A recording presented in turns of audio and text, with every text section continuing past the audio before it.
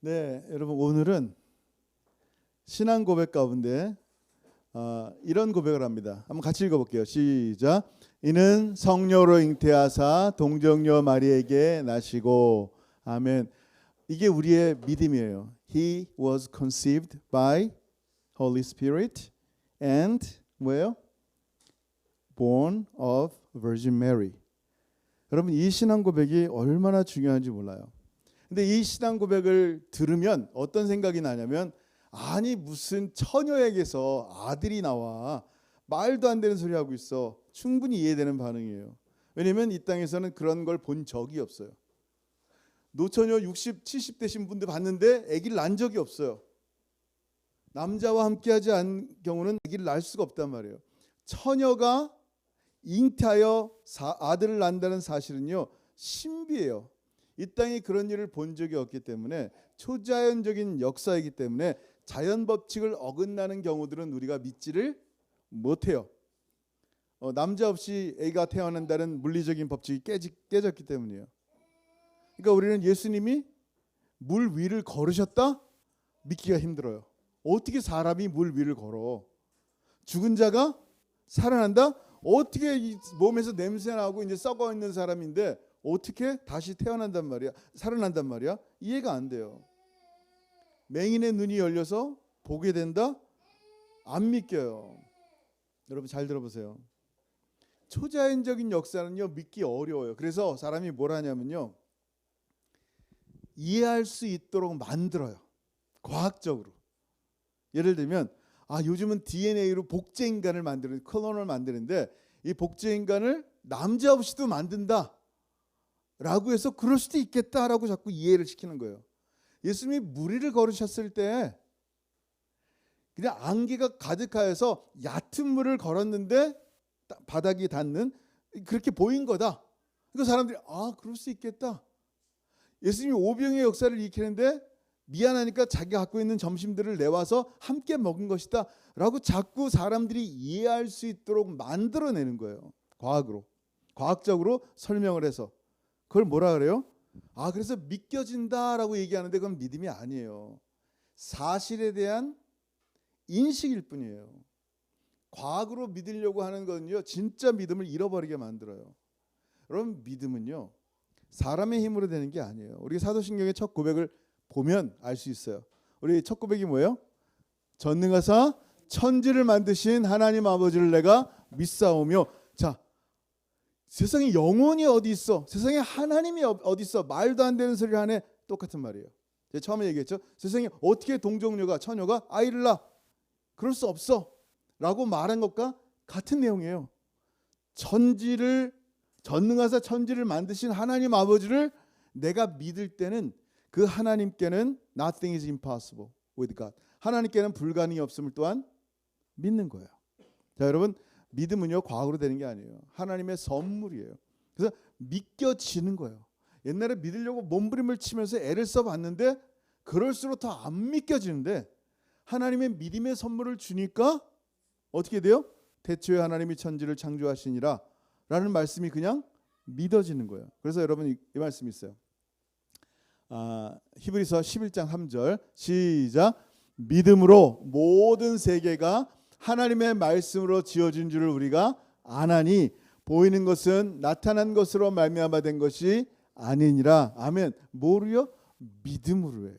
믿음으로 알게 되는 거예요. 과학으로 깨달아지는 게 아니라, 저는 과학을 너무 좋아해요. 근데 깨달아지는 게 아니라 뭐로 한다고요? 믿음으로 믿어지는 세계 가운데 여러분이 들어와 있는 거예요.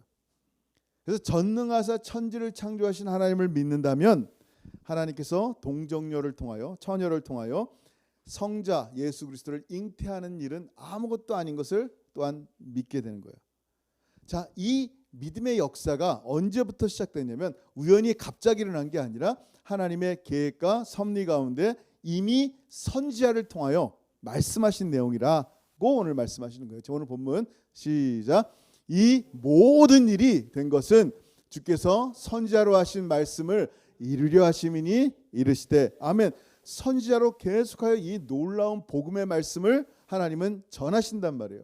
메시아가 올 것이다 근데 메시아는 어느 혈통에서 오는지부터 얘기하는 거예요. 자, 동정녀에서 탄생을 얘기하려면 어느 혈통인지부터 얘기해야 돼요. 굉장히 중요한 거예요.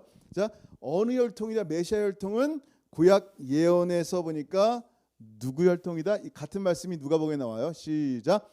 보라 내가 잉태하여 아들을 낳으리니 그 이름을 예수라 하라.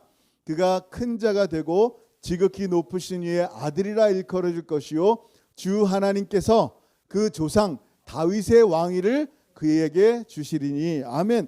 다윗의 자손임을 말씀하고 있는 거예요. 여러분 잘 들어보세요. 이 세상에 그 어떤 왕권도 영원하지 않아요. 영원할 수 없어요. 다윗의 왕권은 영원했어요? 안 영원했어요. 유다가 언제? 586년에 바벨론, BC 586년에 바벨론에서 멸망당했단 말이에요. 유다 나라는 없어졌어요. 다시 회복이 됐어요. 근데 그 나라는 영원하지 않단 말이에요. 근데 주님은, 하나님은 다윗의 왕이 영원한 왕위를 얘기하는데 그 유다의 왕권을 얘기하는 것이 아니라 다윗의 후손으로 태어날 메시아의 나라, 하나님의 나라가 영원함을 말씀하는 거예요. 그래서 마태는요, 예수님의 족보를 얘기해서 족보를 통하여 하나님의 백성이 누군지, 다윗의 왕권이 뭔지를 설명하는 거예요. 그래서 여러분 신약 성경을 읽을 때, 마태복음부터 읽을 때 어때요? 딱 지루해져요. 왜? 족보가 쫙 나오는 거예요. 지니얼로지가 나오니까 답답해. 이게 뭐야? 근데 그 족보는 굉장히 중요해요. 자, 한번 볼까요? 처음에 1장 17절 시작. 그런즉 모든 대수가 아브라함부터 다윗까지 14대요. 다윗부터 바벨론으로 사로잡혀갈 때까지 14대요. 바벨론으로 사로잡혀간 후부터 그리스도까지 14대더라. 아멘. 이 아브라함부터 계보를 쭉 얘기해요. 누굴 낳고 해서 보니까 14 generation이에요. 아브라함부터 다윗까지. 다윗부터 바벨론으로 잡혀갈 때까지 또 14 generation, 14대예요. 그리고 또 어떤 일이 있어요? 바벨론으로부터 사로잡혀간 후부터 그리스도에까지 사람 이름이 쭉 나오는데 보니까 14대가 아니야. 13이에요. 14, 13인 거야. 아무리 쉬어봐도 13세대예요. 이게 뭘까? 여러분 잘 들어보세요. 족보를 지금 얘기하는데 이 족보의 중심이 뭐냐면 다윗의 왕권을 얘기하기 때문에 다윗이 중심이에요. 마태는 굳이 다윗의 후손 메시아를 표현하기 위해서 다비드를 언급합니다. 이제 이 얘기는 뭐냐면 히브리어로, 자, 옛날 히브리어는요, 숫자가 아라비아 숫자가 아니에요. 우리는 아라비아 1, 2, 3 이렇게 쓰잖아요. 그때는 그런 숫자가 없었어요. 그래서 어떻게 썼냐면 히브리어 자음을 가지고 숫자를 만들어냈어요. 다비드는 DVD예요. 무슨 DVD예요. 그 D는 달렛이라는 말로 4를 나타내요. 그 다음에 vow는 6을 나타내요. 선생님 배웠죠? 그 다음 D는 숫자가 몇이에요? 그럼? 어떻게 알았어? 예, 4, 6, 4예요. 그럼 총 토탈 몇이에요? 14이 되는 거예요. 그래서 다윗의 후손을, 다윗을 얘기하면서 14세대를 계속 맞춰나가요. 어떤 경우는 빼기도 하고 해서 14대를 계속 맞춰서 나가는데 맨 마지막에는 13대밖에 안 나온단 말이에요. 그럼 마지막 세대는 누군지 이 다음 구절에서 마태는 설명하고 있어요. 누구겠어요? 자, 시작. 예수 그리스도의 나심은 이러하니라. 그의 어머니 마리아가 요셉과 약혼하고 동거하기 전에 성령으로 잉태된 것이 나타났더니. 아멘. 예수 그리스도 안에 있는 사람들이 여러분이 바로 14 generation인 거예요. 이 예수 그리스도가 머리가 되고 그의 몸이 된 우리가 14번째 세대임을 얘기하는데 14번째 세대가 되기 위해서는 다비드의 후손이 되기 위해서는 예수 그리스도가 반드시 동정녀 마리아에게, 처녀 마리아에게 태어나야지 되는 거예요.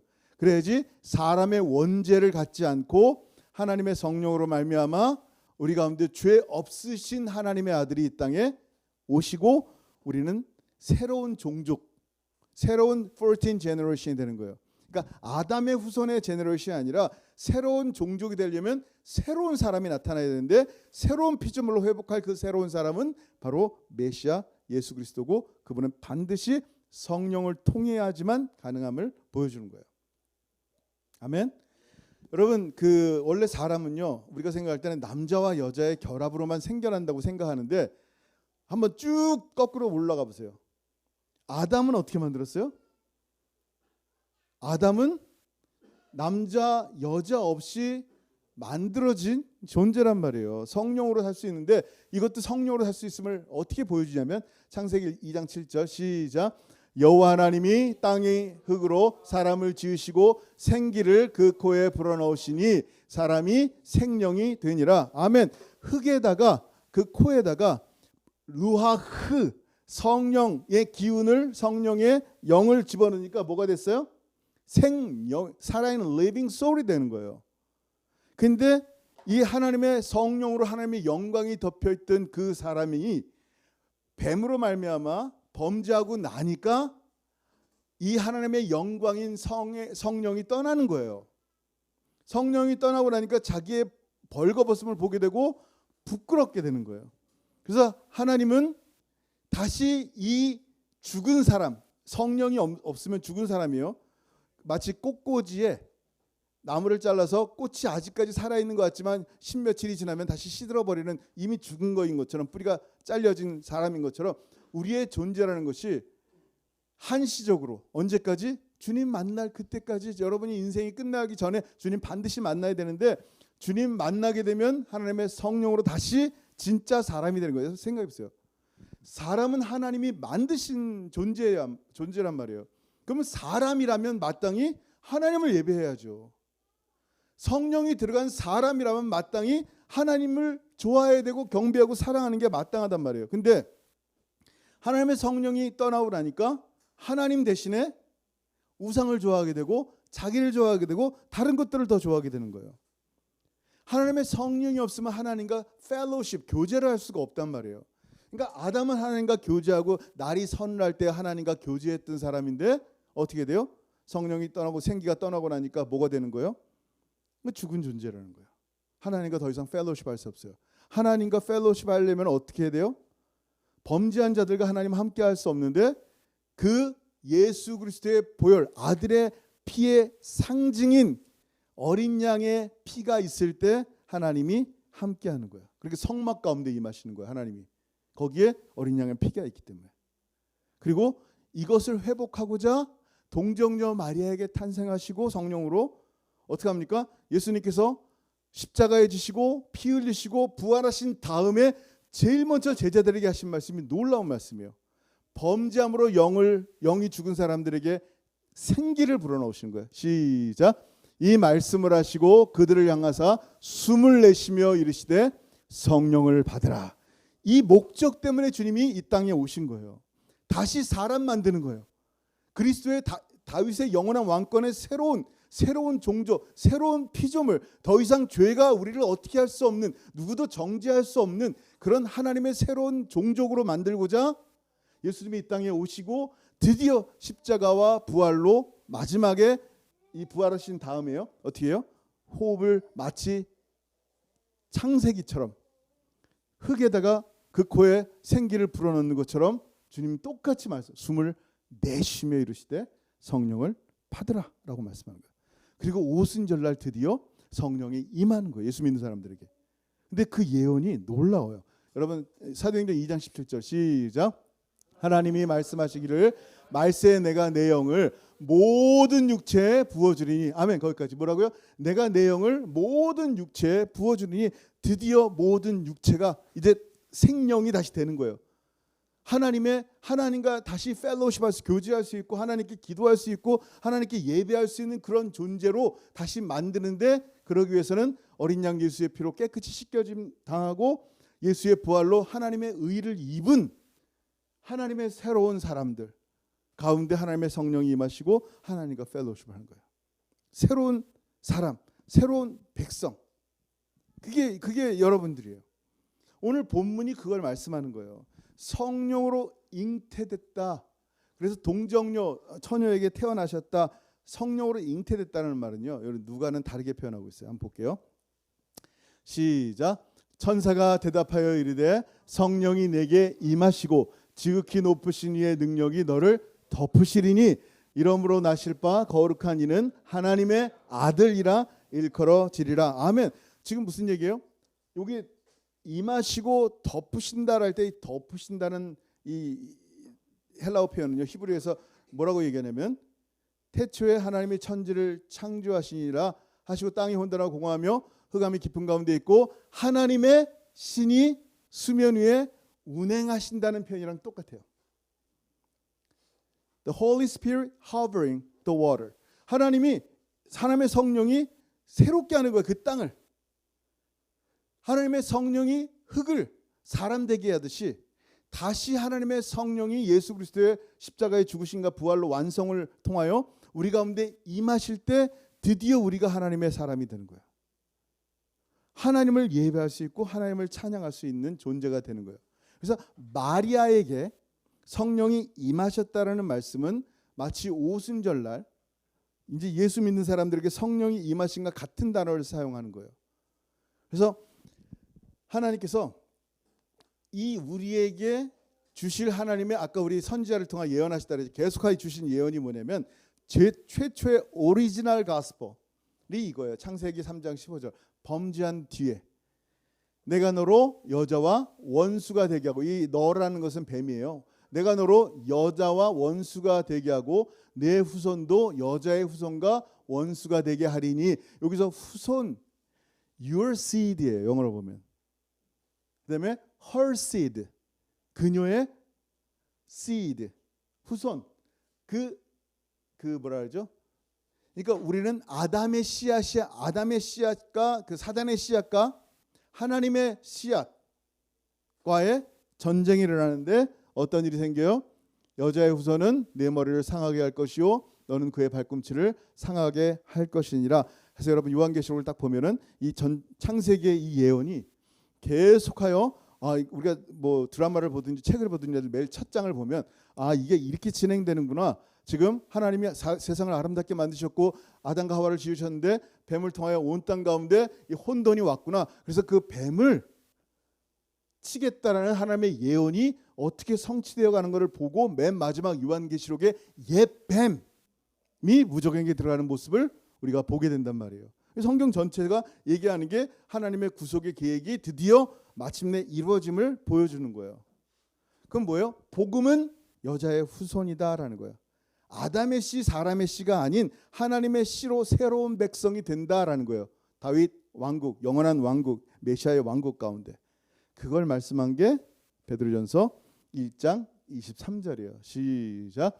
너희가 거듭난 것은 썩어질 씨로 된 것이 아니요 썩지 아니할 씨로 된 것이니 살아있고 항상 있는 하나님의 말씀으로 되었느니라. 아멘.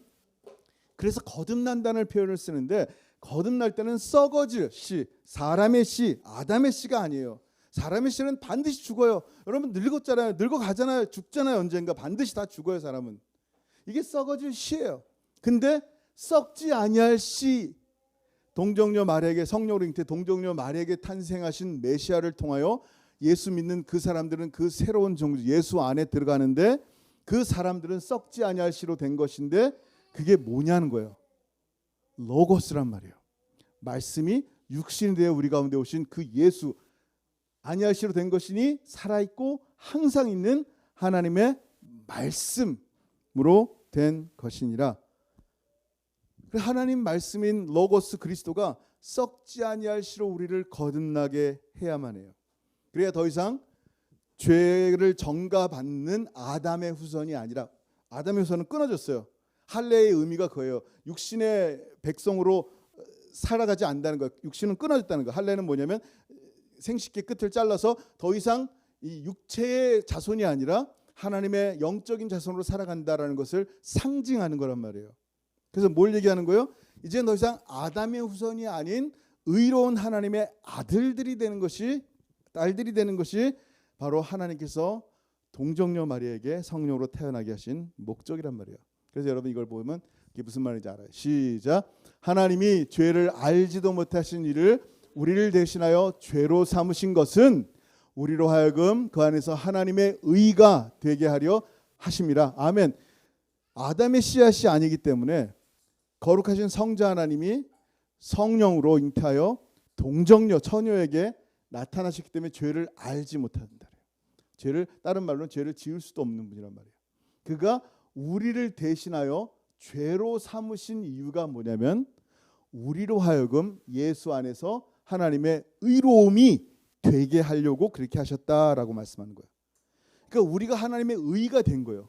나같이 부족한 사람인데 여러분의 행동으로 의가 된 게 아니라 여러분이 예수를 믿는 믿음으로 의가 된 거예요.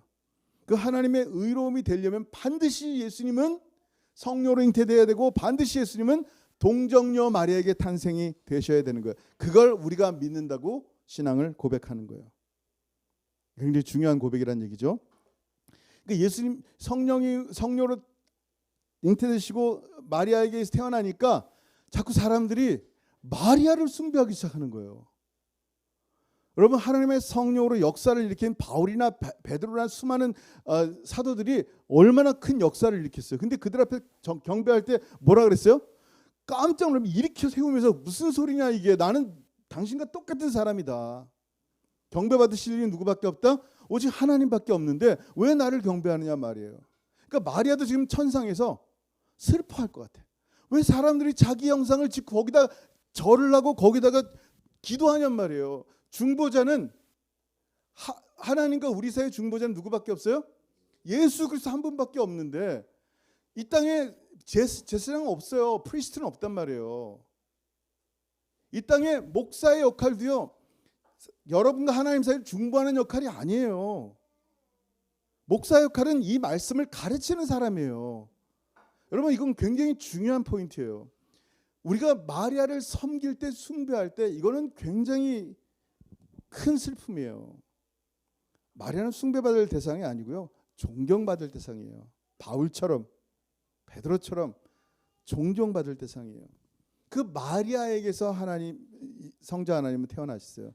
태어나셔야만 됐어요. 그게 오늘 본문 두 번째예요. 같이 읽어볼게요. 시작. 보라, 처녀가 잉태하여 아들을 낳을 것이요 그의 이름은 임마누엘이라 하리라 하셨으니 이를 번역한즉 하나님이 우리와 함께 계시다 함이라. 아멘. 아까 22절에 뭐라 그랬어요? 선자를 통하여 계속하여 말씀하신 거, 그 선자가 하신 말씀이 바로 이거예요. 어떤 선지자일까요? 이사야 선지자죠. 볼까요? 시작. 그러므로 주께서 친히 징조를 너희에게 주실 것이라. 보라, 처녀가 잉태하여 아들을 낳을 것이요 그의 이름을 임마누엘이라 하리라. 아멘. 영원한 다윗 왕국, 메시아의 왕국 가운데 백성이 된 것은 예수 그리스도 안에서 참으로 새로운 피조물로서 은혜 가운데 살아가게 하시는 하나님의 크신 은혜임을 깨닫사오니 계속하여 하나님의 은혜 가운데 거하는 하나님의 사람 되게 하시고 계속하여 하나님과 동행하며 교제하며 예배하며 살아가는 우리 사랑하는 귀한 성도들이 삶이 되게 도와주옵소서. 이제는 우리